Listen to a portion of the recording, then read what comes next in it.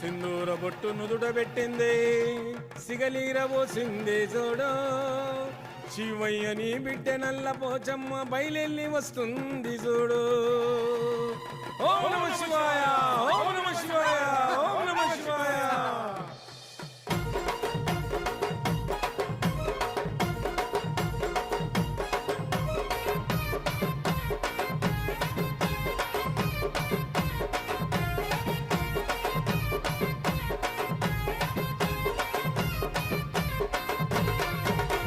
గండల వాపే నల్ల పొచమ వచ్చింది కుండల బోనం నిండుగా చూసి తల్లి ముచ్చింది.